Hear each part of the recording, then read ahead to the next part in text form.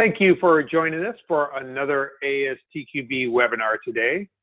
Today's webinar is Finding, Diagnosing, and Fixing 5 Types of Performance Problems. In this webinar, our presenter, Randall W. Rice, or Randy as most people call him, he will present 5 key sources of performance problems and how they can be both prevented and detected. You will learn mistakes to avoid in performance testing and find some helpful tools to give you accuracy in performance testing.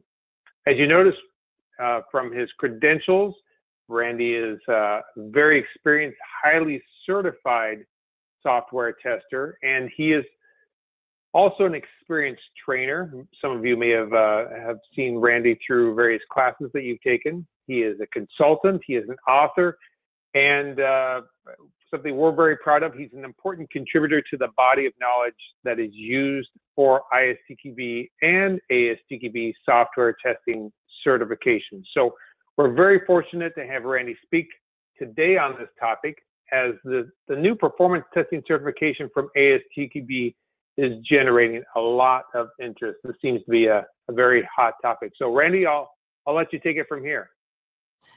Okay, thanks a lot, Dave. Appreciate that intro. So we're going to get into this topic, and the background of this whole presentation, and I just went out of my presentation view there. The background is that throughout my experience in being in all phases of software, I come from a development background, so I was a coder for about 12 years. Actually, that doesn't quite describe it right. Not only a coder, but a designer and eventually project manager. But then I got into testing, and even in my early days of testing, performance was a big deal. In fact, 2 of my earliest projects as a full-time QA type test person had severe performance issues, and so that really kind of gave me a quick baptism into just the importance of performance. Basically, you can have every other factor in place. You can have correctness, you can have usability and security and all the rest, but if you don't have acceptable performance, then the project's not going to be usable or acceptable by the customers or the users. So it got me thinking about, what can we learn from the type of defects and problems that we've seen? What are the ones that crop up most often? And as we kind of look at, maybe I might call it a mini taxonomy of performance bugs, it kind of helps us think about, how do we categorize these in a way that we can look at them. So I'll get into that a little bit. So the nature of these kind of defects and bugs is that typically that they start very early in the project life cycle. Occasionally you will find performance issues that kind of crop up at the end of a project that no one knew about or thought about or something. But even then, if you go back into the origins of things like, what were the requirements for performance, or what were some of the basic architectural decisions, database design, all kinds of things like that, you'll find that a lot of the performance issues that we deal with were actually designed in by accident sometimes. Sometimes they were created on purpose without the intent of being a problem, but it was a design decision that actually resulted in an unintended consequence, let's put it that way. And the good news side of that is that they can be discovered early. If they're created early with the right kind of attention and tools and techniques, we can usually find them fairly early, which gives a great opportunity for us to find and take care of these. Now, one other thing too I've learned about performance bugs is that they tend to be compounding in nature. So, for example, if you experience network contention, that may also be a result of maybe a data contention, or maybe if you're having high load situations, that may also be a problem with the way that the user workflow process is designed. So sometimes it's not just one of these categories of bugs we're going to be experiencing, but it may be actually a multiplier effect. And of course, these can come from several sources not only in the architecture. I know we typically think about performance as being a technical thing and an architectural thing, but it can also come from behavior, and it can also be seen as a process kind of activity, which we will see as we go forward here. There we go. So one of the things that we have to do is to find the bugs. And I was thinking about this the other day, actually, as I was doing a little bit of home extermination, that, you know, when you call an exterminator to come out to your house, typically the stuff that they're going to be treating, they're going to be looking for spiders, they're going to be looking for ants, various kind of things, and certain pesticides will work on certain bugs. Now, if they tried to treat all the bugs all at the same time, your house would probably be like a toxic waste dump. Okay, it would be you know, all kinds of stuff going on. But a lot of times, the exterminators, they'll treat for either one or two kind of pest, or maybe a class of pest. So if we try to do everything all at the same time, it's really easy for us to lose focus. And basically, this is a rule that you can apply to all of testing. If you're trying to deal with functional problems at the same time you're dealing with performance problems, for example, it's really easy to lose focus and do neither one very well. Now, one of the things that is around today and has been around now for 20 years or more is the advent of tools that help us simulate the virtual user load. When I first started testing back in the days when dinosaurs roamed the earth, we didn't have these same types of tools. In fact, it was really common for people to use the old 1, 2, 3, go technique, where someone would get on the intercom and say 1, 2, 3, go, and everyone tried to log on. I've seen some really bizarre other techniques manually trying to do this, but it's really hard to imagine trying to do any kind of performance testing at scale without the tools, because really you need precision, you need to be able to sustain the load, and to do that without tooling is just, I can't even envision it. But the good news around all that is that today we have options. Now, 10, 15 years ago or so, the only options were commercial ones, and those commercial options were pretty expensive. And in some cases, they didn't apply to all the situations that you may need. So today, we have tools like JMeter and even like SOAP UI, and Load UI used to be free, but SOAP UI has this little free load testing component to it. So there's some free and cheap tools out there that you can apply, and that they give you a lot of benefit. We'll talk about those a little bit as we go forward here. But anyway, the tooling situation is good. Now, one of the fallacies about performance testing is that people often mistakenly believe that the only time you can really test performance is when you have the entire integrated system all together, and because things interact with each other, you know, like I just mentioned, the code, the networking, the database, all of that. And that is true to the extent that, yes, you do need to test those things from a performance standpoint, but you can also test them individually, component-wise, way in advance of waiting until something is almost fully in place.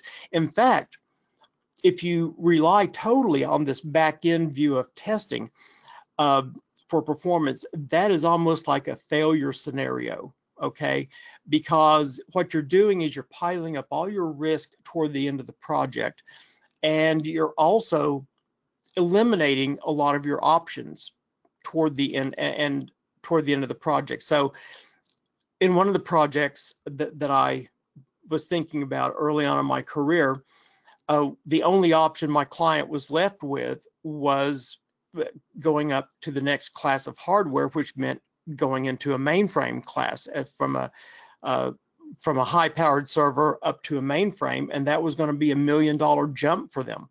They could not solve the problem with streamlining the code, tuning the database, anything else. It was strictly a hardware performance issue. And those are some really tough decisions to have to make.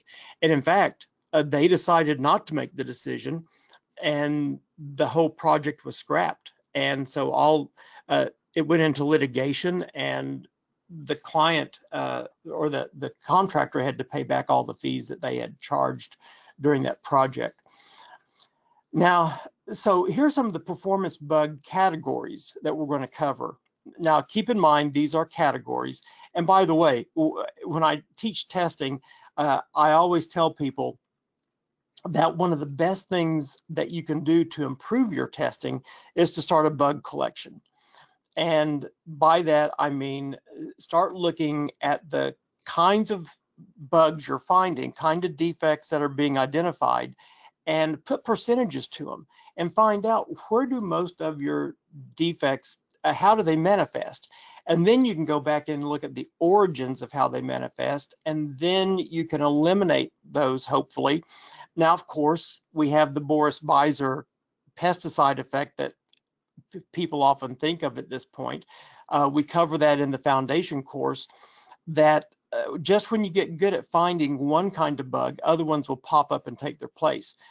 Just like in the pesticide world, kind of like I was talking about a while ago, pesticides are effective on a certain percentage of the bugs of that class they're intended to deal with, but they don't kill them all off. And so the ones that are not killed off by the pesticide, they will breed, and their offspring will also be resistant. So that's why they have to keep coming up with new pesticides. Same thing goes for weeds. Same thing goes for bacteria, antibiotics.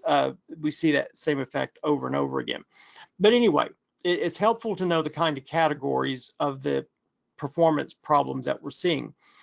So these are the big five that I'm going to address, and certainly there are more than these, but if you work at nailing these down, you're going to be far down the road in dealing with your performance issues. I'm just going to read them off real quickly here. We're going to talk not only about the nature of these problems, but also how to test for them, and then maybe some ways to solve them and remediate them so that we have a way to deal with them. So first of all are the code bottlenecks. Now, the word bottleneck there is a little all-encompassing. It can also include things like endless loops and things like that get you into trouble. Data contention, where everyone's trying to get to the same data at the same time. Network contention, hardware capacity, and then process design constraints, whether that's at an application level or at a business level. So let's first talk about the code bottlenecks. Now, these are basic inefficiencies in the code that just slow it down. It could be maybe query construction is bad if you're doing, like, for example, SQL queries, or maybe you're excessively looping through a certain logic. Maybe the logic within a loop is too complex or too big or something like that. It can also kind of expand into other things like memory leaks and errors, although you could rightfully probably take that as its own separate category of performance problems too. But the bottom line is that not all developers really look at the efficiency of their code. Back in the old days when I was being schooled and mentored in writing code, it was really a big thing for us to write code very efficiently. For example, in your if statement structure, you'd always test for the most common expected condition first. And you would be very, very careful about how you nested your if statements and how you did your branching and all of that kind of thing. Because at the time, computer time was at a premium, and also space storage was at a premium. And so what we did, we had to do very efficiently. Well, today we have tons of memory. We have, it seems like, tons of CPU. So a lot of times developers don't give a lot of thought to the elegance and the efficiency of the code that they're writing. Certainly that's not true in all cases, but if you do things like code reviews and things like that, you'll start to see that sometimes people get a little bit sloppy in the code that they're writing, and all of that can kind of accumulate into efficiencies, or inefficiencies rather. Data contention. So this is the situation where the database is trying to handle multiple people trying to get to the same data at the same time. And databases are typically tuned these days to handle this kind of situation. They don't do lockouts anymore. And it's fairly common for people to be accessing stuff. However, sometimes in some processes, especially if you're in kind of a service-oriented architecture world, you'll have what's known as stateful transactions, where the data has to be held until that transaction is complete for that session. The reason being is that someone else may be trying to do a similar kind of transaction, and you don't want them to be interfering with yours. A great example of this is when you're booking airline tickets and you're trying to select your seat. Well, you don't want someone else coming in to get the same seat as you. And so that is kind of a situation that would be a stateful transaction. One that we more often will deal with is when you're ordering something online and you have to maintain that level of inventory to complete your order. So if you're looking to order, let's say, 3 or 4 copies of a book, and they have 3 or 4 copies on hand, you don't want someone else coming in right in the middle of your order and taking those other copies that you were planning to buy. So they have to kind of deal with that in these stateful transactions. So one of the things that you often have to really parse out when you're considering what you're going to test are which transactions are stateful and which are not. And that gives you a whole lot of insight in how you're going to design your performance test. So how you handle your database commits and locking is a big thing there. So anytime, once again, people are trying to access the same thing at the same time, whether it be stock prices, books, whatever, you'll see these. Now, network contention is just basically when your network speed is too slow for the traffic that you have.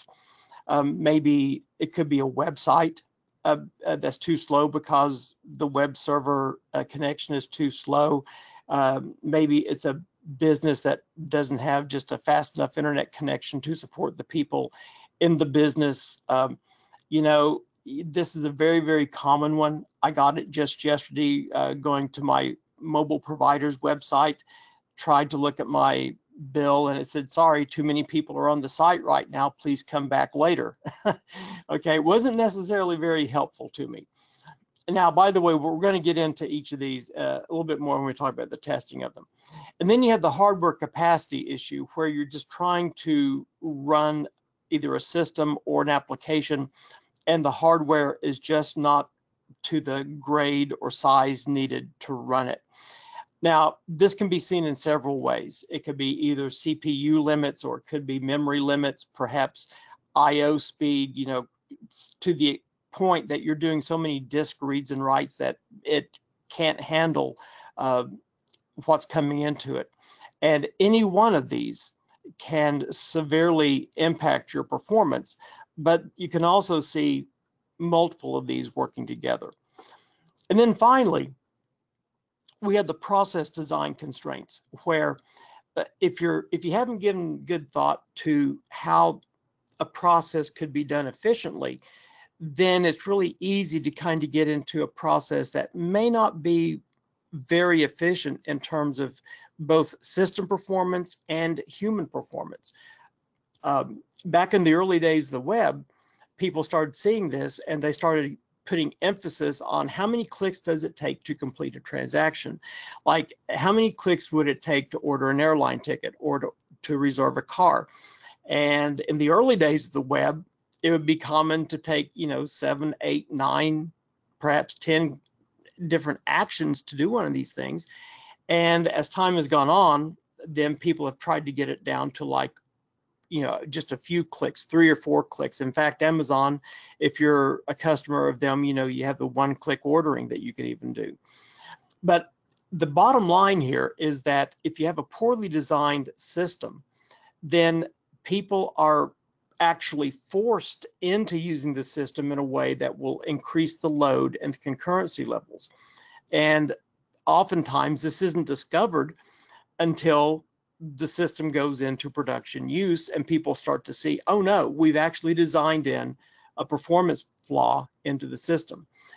I had a client, a very large company, that had created an HR application. It was a web app so that people could go in and they could make their annual insurance selections. The only thing was the enrollment period was for 2 weeks, okay? And if they didn't get their insurance selection made within those 2 weeks, then that was their only opportunity for that particular year. To make matters worse, the way the process was designed, each person had to go in twice.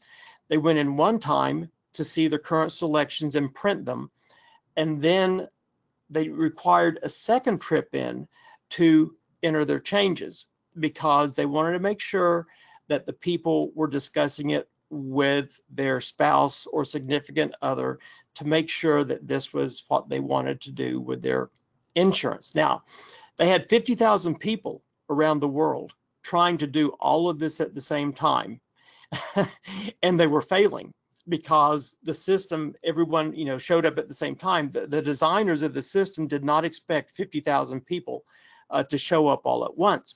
But what this did was it caused panic, and people started to become fearful that they wouldn't be able to get their selections in. And so they just kept trying harder and harder to get in. And the person that was telling me this story said it was crazy because the company almost shut down because everyone was trying to get this task done that was required of them, and yet they couldn't because of the processing. Now, some of you may be thinking at this point, wow, that sounds like another really famous performance problem that we've seen in recent years, the Affordable Care Act website, where October 1st, I think it was 2013, I believe. Time flies when you're having fun. Anyway, everyone showed up at the same time, or not everyone, but way, way, way more people showed up than the designers thought would show up. But however, that's kind of a different class of problem, in my opinion, because that wasn't just a performance problem, that was a project problem, as the information eventually came out on that one. But anyway, the process here in this situation with the HR web application is just one. Let me give you one more. You maybe have experienced this one yourself, that it's common for concert tickets to go on sale at a particular time. They get publicized. So I was going to buy some tickets for my son and his wife to go to this concert they really wanted to go to. They went on sale 10 o'clock on Saturday morning, and the website only allowed me 2 minutes to make my selection and to complete the purchase transaction.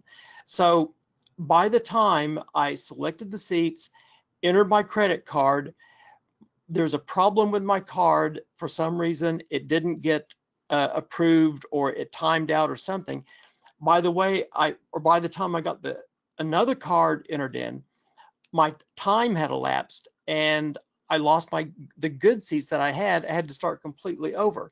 Now, imagine you have several thousand people doing this. And of course, the ticket seller's website, they were also handling other concerts in other cities at the same time. So it was just this extreme load, all constructed because of this crazy 2-minute time limit. Now I realize that you don't want people to be, hogging their seat selection forever, but 2 minutes was probably not enough time to allow this whole process to take place because of the third-party approval process of the credit card going on. Anyway, just a couple of design constraint examples. Now, before we go into how to find the bugs, I'll take any questions right now. If anyone wants to, if anyone has asked questions to this point, I'll be happy to try to answer those. Otherwise, we'll get into this section, but I'll take a checkpoint here to see if there are any questions. Randy, we do have one question, and it's specific to early performance testing that you mentioned, or doing testing early on. Who does that testing? Who should be responsible for early performance testing? Well, that's been one of those questions that I think has been up for debate for quite a while. And I think it all goes down to who has the best early view of the code. Because when you're talking about early performance testing, you're typically talking about either requirements kind of things or coding kind of things, perhaps design kind of elements. So on one hand, it could be someone like a business analyst or a tester who may be working with the stakeholders to design requirements and to kind of capture what the stakeholders' performance needs are. By the way, I haven't made this point yet, and I don't recall if I make it anyplace else in the presentation. So let me just say it here, that we all know we need performance requirements. I don't think there's anyone who would argue with that, and that they need to be specified because performance can be rather subjective.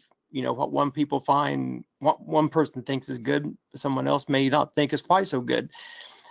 But the bigger problem in doing all that is getting agreement. Okay, so it takes someone almost in that role of a business analyst to facilitate that discussion. So that's one aspect. But another aspect would be that of the architect who is creating the design and making the basic assumptions around database architecture, those kind of things, server architecture, all of that. But then the third important person in there would be the developer who has direct access to the code. They're making the decisions on how to write the code.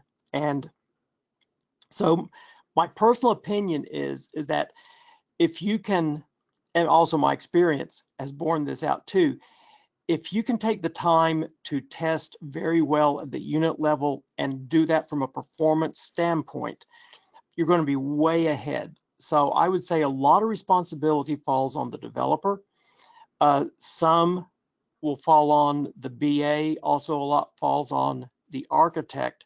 And the context of testing for the others besides the developer would be more of a static test, okay, to verify from more of a static way if those things have been, first of all, have the requirements been documented, and then also what does the design reflect good performance assumptions as well.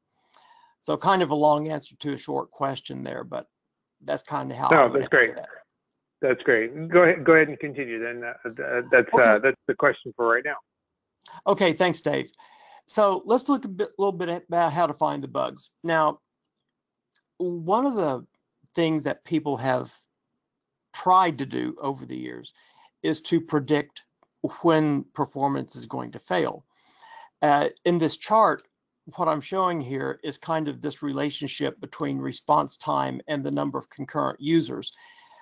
We know that at some point, the more concurrent users we have, the more the response time is going to increase, until eventually we'll reach a point with the given hardware we have, the given network configurations, given code, and all of that, that the system is probably going to fail to respond. Now, what you're seeing here is kind of the viewpoint of if we're to do a stress test, to take something to its breaking point. You know, this is where you kind of, as I say on the slide here, hit the performance wall. Now, the problem is that this curve is not predictable and the relationship is not linear. So you can't just say, okay, for let's say 1,000 concurrent users, we get this response time. For 5,000 concurrent users, we could say the response time will be some increment of that, because these things work together in unpredictable ways.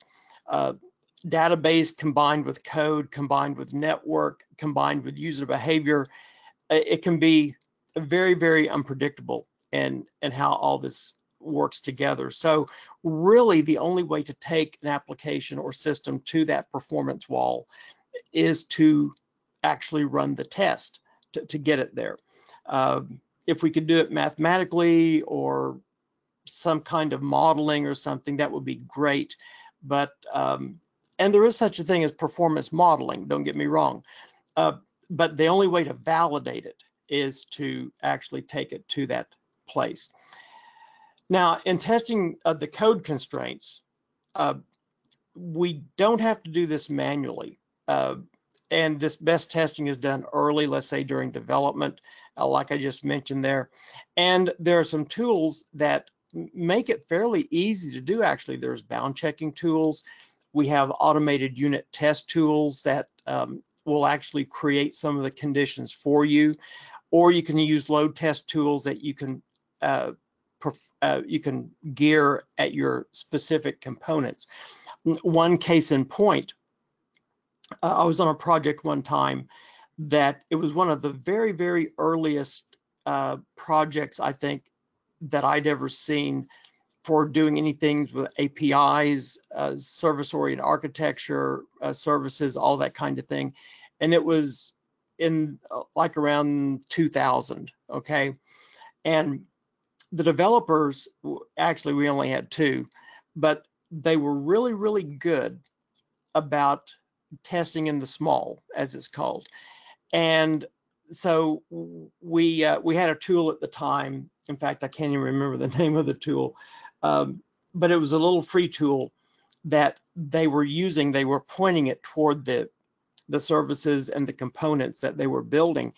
And those services, they got them down to such a efficiency that when it came time to actually run the system as a whole, the one comment we got back from everyone was that it was just blazing fast, and that there were no performance problems later on. And I really do believe that the credit went to the developers because they paid a lot of attention to the efficiency of their code and also to early testing of that code. So here is a interface. Now, I don't know if this is the current user interface, but dev partner, who the vendor on this one is Micro Focus. And by the way, you know, I'm not picking and choosing vendors here. I'm just kind of showing some representative examples. Most of the ones I try to show are free ones, but this is just a great example of, you know, what a dynamic analysis tool can do for you. It can show you where the various problems are, like memory leaks in this case. You see other leaks, errors. So to focus on certain kind of memory issues would be one example of what we're talking about here. Now, when it comes to testing data contention, this is where the tools are needed, because you need a lot of precision, because it's almost like a bullet hitting a bullet. And so concurrency testing at increasingly high load levels is really the most common way that people will try to test this. Of course, they have to be testing the same thing, but you can also do this kind of test early on in development too, as just ways to access the database. And by the way, it's common good practice to try to test all forms of data access, doing a write, doing a query, updating, reading, deleting. All of those should be tested because you can get differing performance levels depending upon what you're doing. Now, on network contention, I say not quite so much precision is needed because you don't have to rely on people doing exactly the same thing at exactly the same time. You're just trying to put load across the network. But one of the things that is often helpful here is the ability to simulate various network connection speeds. One of the problems I think that we have today is that I think a lot of people on the design side of things assume that their users all have broadband speeds or T1 speeds or something very high. They don't always accommodate people that may be out there in rural areas or using satellite bandwidth, those kind of things. Or if you're testing a global application, certain locations around the world have notoriously bad network connections. I remember when I was doing classes in Italy, I did a service-oriented architecture class over there one time, and it was arduous. Our network connections were basically like at dial-up speed there at the site we were at. And so some countries basically have very slow network connections. So it's good to have ways to simulate this. And now we have cloud-based performance testing tools that allow you to test from various points of presence around the world, which is a really good thing. And if you fold in other kind of things in here, like mobile and Wi-Fi and those kind of things, then the problem is not so much precision as it is scope of coverage. So each of these have kind of their own challenges, right? So in testing hardware capacity, this is one that you need to test and measure at all possible points that you can reach in the architecture, whether it be servers or clients or hubs, routers, storage devices. They can all have a performance impact. If you've ever seen a hub start to go bad, you know what I mean. All it takes is one of these items to start experiencing problems, and all of a sudden, your nationwide network is down. Now, a lot of your load test tools will measure the hardware levels as well, or you can do monitoring to also measure these. And I'm going to show you a couple of options on how to do that. But basically, here's what we're talking about. And this brings up another point in this very busy slide that I have here. I'm going to talk through it just real quickly. But so we have our workstations out here that are going to be driving the test, and these are going to be having a certain number of virtual users on there. And these virtual users are going to be performing tests that are going to be scripted and put in repeatable mode, having many instances of data going across the web. But look what's going on here. This is a typical web application that has a back-end interface. So they may be going through a proxy server, which goes to a web server, which hits an application server. The application server may also have to reach back to a database server to get its information.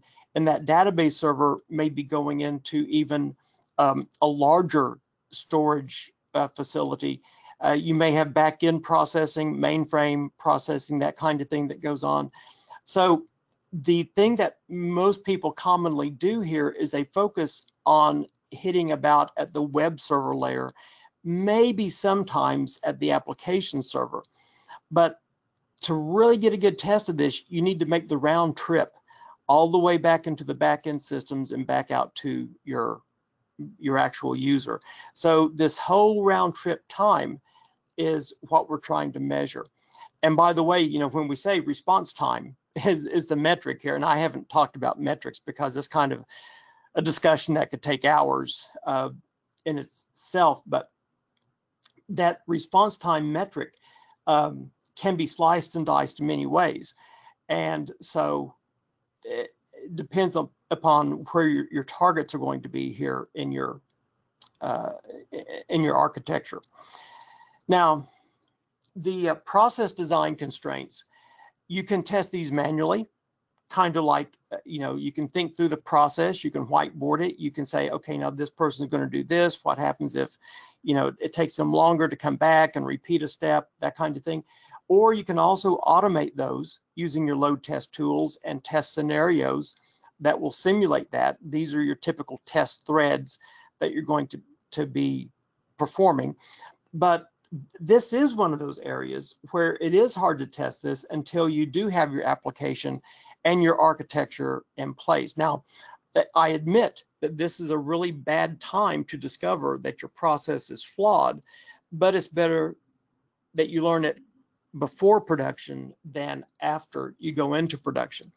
But I do want to emphasize that you can test this early just by doing walkthroughs and trying to see where the performance bottlenecks might be in the process. Like that HR example I gave you, it would be probably pretty obvious that maybe we want to allow more time, or we may want to not restrict it to you have to do it in 2 trips, that kind of thing. Now, I just want to cover one little tool real quickly that I like to make people aware of. It's a cheap tool. It's not free, but it's got a trial that allows you to do 10 concurrent users, full functionality. It's one of the easiest load test tools that I know of. It's from Paisler. It's a German company. It's called Web Server Stress Tool 7. And you can do a test by either the number of clicks, the time, you can do ramp up, and you basically follow this little process down here on the left. You select your test type, you create how many users you want, you create URLs, browser options, browser settings, and then it will show you the results in a very simplified kind of dashboard. I would do a live demo if I had the time, but I don't. But anyway, you can download this without giving up all your information. And like I say, I think it'll let you run 10 virtual users, full functionality. So you can kind of learn what it's like to design and perform a load test. You can also script your test in Groovy if you want to with that tool. Okay, now before we get into fixing the problems, I'm going to take another checkpoint here for any questions again. None right at this moment. I wanted to, there may be some coming in here, but we'll try and hold those to the end just so we can make sure that you can get through in the time frame that you have there. Okay, great. We will press on then. Yeah, so we should have time for a few follow-up questions, so feel free to pop those in if you have them, okay? So now let's talk about fixing the problems, okay? It's one thing to identify the performance problems, but fixing them is another issue. Now, obviously, it's going to take everyone's contributed effort to do this. Testers can't do it. Developers typically have the responsibility of doing it, but they rely on the information that they can get from the test. So it's all of us working together, the architects, the developers, the testers, everybody. The BAs also have a role in this. So on the code constraints, a lot of times the tools give us great benefit because they tell you exactly the line of code that's causing the problem. And this is the sad thing, in my opinion, okay? If more people would use the memory test tools and some of the automated unit test tools, and you're talking about maybe a cost of anywhere between $2,000 and $4,000 probably for a license for this tools, we could probably eliminate a lot of the memory errors and a lot of the even security problems, security defects that you find that are due to these kind of vulnerabilities. And since my brain cell kind of fired up on that topic, let me just say that security issues, Dave is probably laughing right now because it's like I can't help but talk about security. But a lot of the security problems that people encounter are basic software vulnerabilities, either functional vulnerabilities and defects or performance vulnerabilities that the attackers can take advantage of. Memory problems are a prime example of that. Once you get the application to behave in a way that is off of normal behavior, then the attacker has a new way to maybe get into that. So anyway, if we could handle the memory problems, we would also be able to go a long way down the road with our security as well. But a lot of the fixes are pretty straightforward. But if you don't deal with these, it can be disastrous. If you remember the Facebook IPO failure, some of you may or may not recall that. I believe that goes back to like 2012, maybe 2011. But anyway, it wasn't Facebook's fault, but it was on the Nasdaq exchange. And what happened there was when the Facebook initial public offering went live, there was a performance problem. Of course, a lot of people wanted to get in on Facebook on the first day of selling and buying their stock, but the performance cratered, and a lot of people weren't able to execute their trades on that very, very critical day of training. What it boiled down to, the best information that I can find at this point was that it was a 3-line of code problem.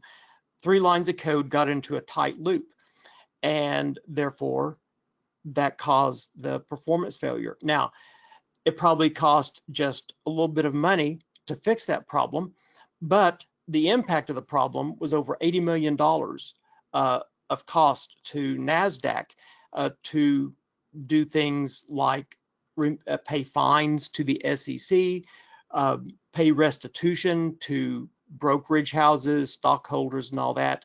And the cost has probably even risen over that. But $80 million is a pretty expensive bug when you get right down to it. So here's the screenshot I showed earlier about the memory leak dev partner bounce checker interface there. Now the data contention bugs are a bit trickier. But once you identify these, then the DBA can then use that information to maybe get a better data locking or synchronization strategy. But just keep in mind that fixing these bugs may impact some of your other functionality. So regression testing is certainly needed. Once you maybe make some assumptions around your data that's different, then that may change your process and what you're trying to do. Now, network contention many times is a matter of increasing bandwidth in your networking hardware. But I do want to point out that there could be something going on in the network programming. So if you're doing something special, like one of the projects that I recently tested was for encryption, and the packets that are handled many times kind of get mangled and they have to get reassembled. And so that may take some extreme effort to fix. It can be incredibly snaky.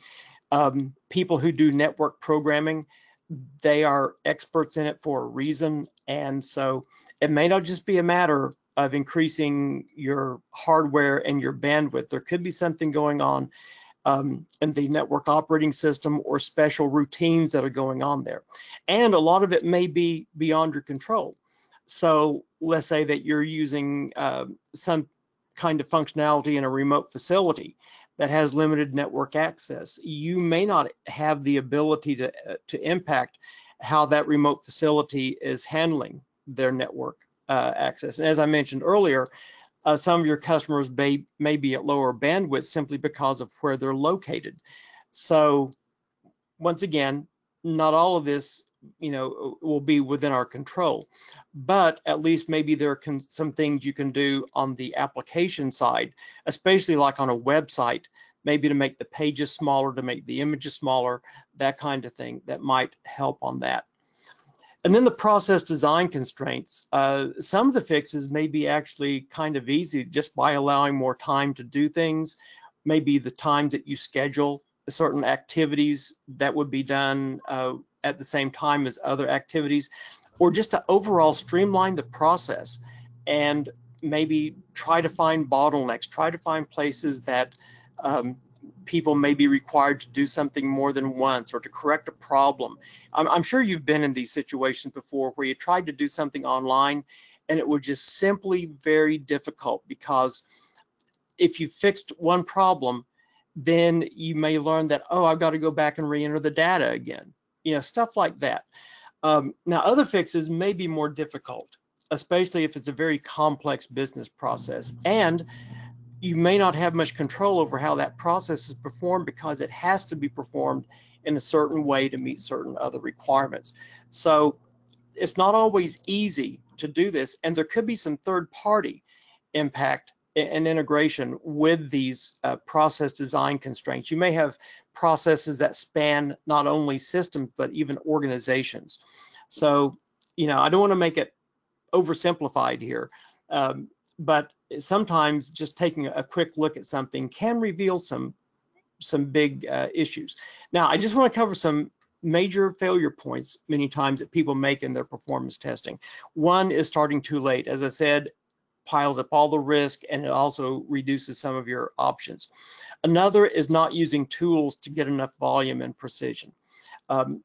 Nowadays, you don't have any excuse, because at least you have some free tools out there that you can use. Also, not having a representative test environment. One of my Randyisms is that your test is only as good as your environment. Now, you may not have a perfect environment, but you need to have one that's as close as possible to the real world. I know some people that test in off hours. I know other people that test on weekends when they can have complete and total control. And at this point, I'll make a distinction of testing in production. I generally don't like testing in production because you're putting so much at risk. But there's one thing about testing in a production environment versus testing production usage. I'm totally against testing in production usage where you're intermingling with other people that are also trying to use the environment. But if you have an opportunity to test in a way that the environment is protected, including the data, then that may be a workable option. This is one of the biggest challenges in performance testing, is getting that good representative environment. Or maybe you're not going deep enough into the architecture, as we showed in that one slide, or failing to consider how human behavior will be affecting the systems that are used, like the person that comes in and does something several times just to make sure that it worked, that kind of thing. Or maybe failing to do ongoing monitoring. I can't stress enough about the importance of, once you think you're done in testing and once you've released into production, you still need to do monitoring. Now, there's a great free tool I want to make you aware of. It's called Access Net Tools Pro. I give the URL here. And it has a whole comprehensive set of network administration tools. There's a tool called NetWatch, which gives you monitoring of your network. WinTools for your Windows systems. You have a port scanner, a network scanner. NetStat gives you all the inbound and outbound connections. You have a TCP/IP workshop to see the trace routes and the pings, and also the DNS lookup. There's a bandwidth test tool and others. Here's what the interface looks like. You can see those options up here at the top. Once again, this is a totally free tool. You can just go to their website and look for that network NetTools link, and it's a free download. And there you have it. So I'll just do a real quick summary. Maybe have time for one question here or two, but just keep in mind that performance problems come from a lot of different sources, all the way from the very, very beginning of your project, or maybe if you're buying a commercial product too. Those also have performance issues. Performance problems best found early, and even though we do emphasize early testing, it needs to extend across the entire software and systems lifecycle. I use that wording intentionally. Not only the software lifecycle, but this is systems. Okay, this is hardware, data, people, procedures, all working together. And really, the only practical way to find these problems at any kind of scale is by using performance test tools. And I don't say that to minimize the other things that we have at hand, like reviews, static analysis tools, and dynamic analysis tools. But at some point, you're going to have to do a validation of getting actual load against the systems in a realistic environment. So with that, I say thank you for your time. And if we have time for a question or two, I'll be more than happy to answer them very concisely. Yeah, so Randy, you mentioned the situation where, of course, no one would argue that performance requirements should exist and are very important. But, you know, we have a great question here that says, what are some of the basic things that a QA person can do on a project where no performance requirements do exist?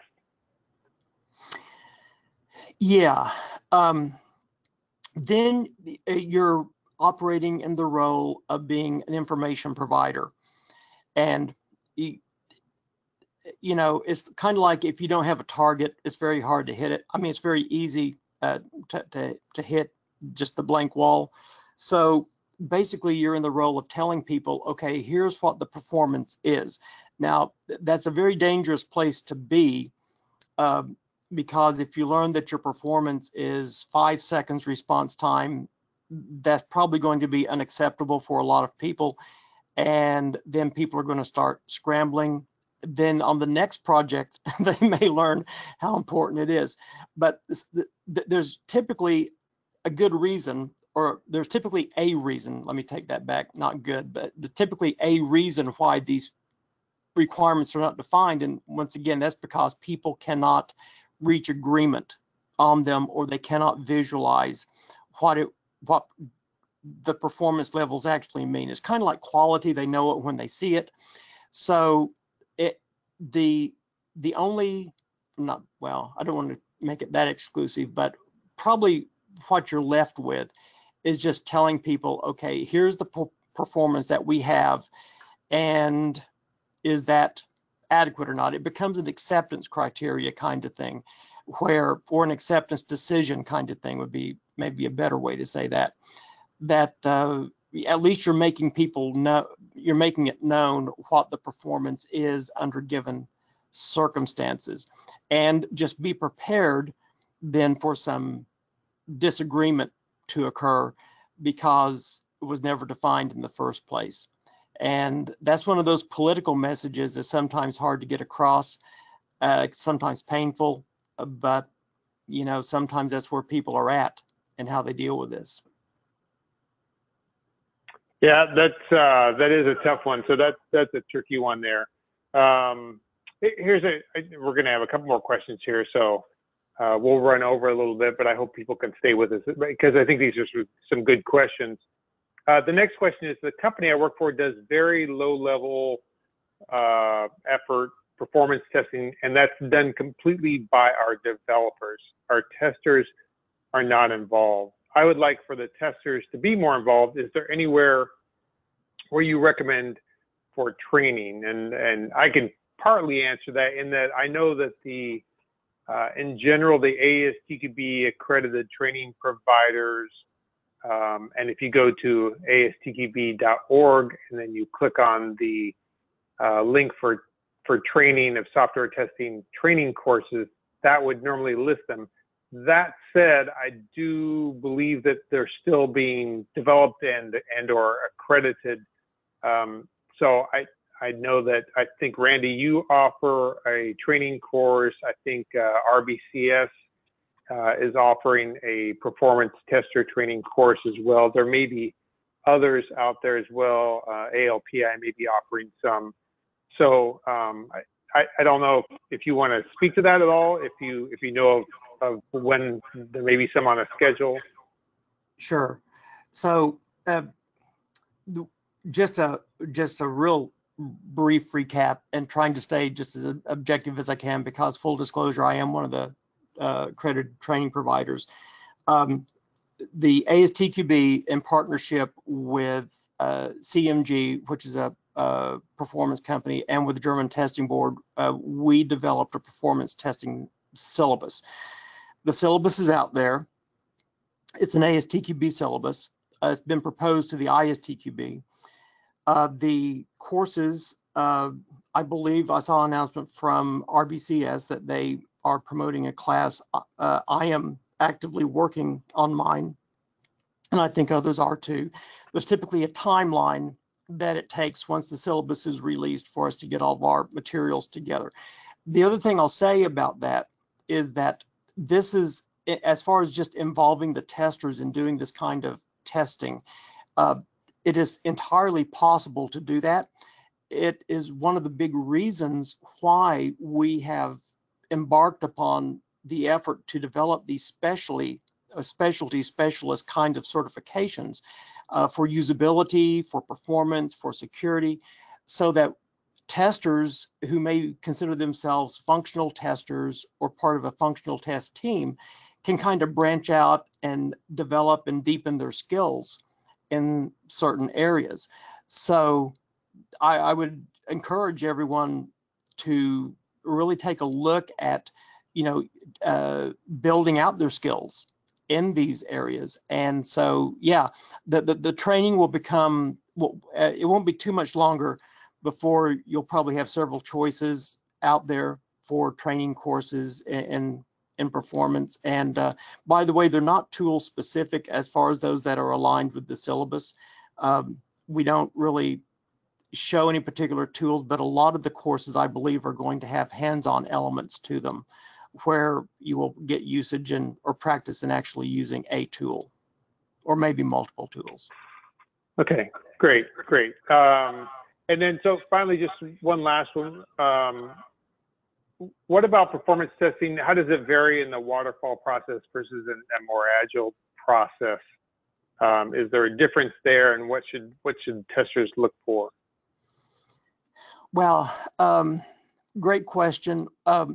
One of the advantages to building things incrementally is that you can start to see the performance issues as they emerge. And so one of the biggest problems with these large monolithic projects that would span several years would be that you wouldn't really know about your performance problems almost until the end, because either people wouldn't test them until the end, or if they did test them early, there was just so much working together that you didn't realize the building was about to collapse until it did collapse.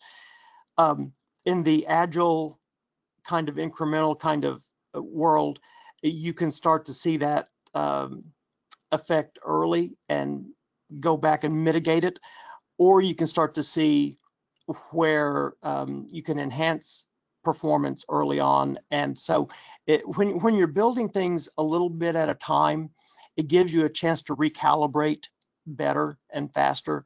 And I think that's been the whole secret and benefit of Agile.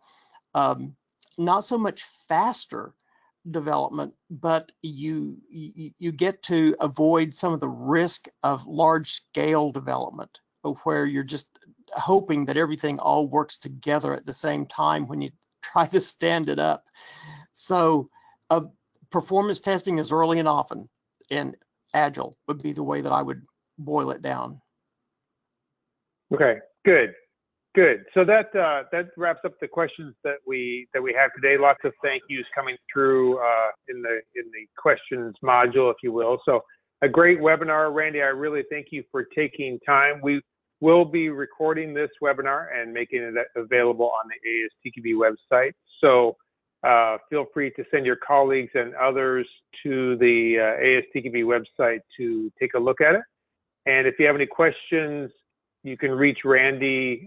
He's got his email address here at the end of the webinar, which is rrice@astqb.org, if you have some additional questions at that point. So Randy, once again, thank you. Great webinar, very, very informative. We really appreciate your time on this.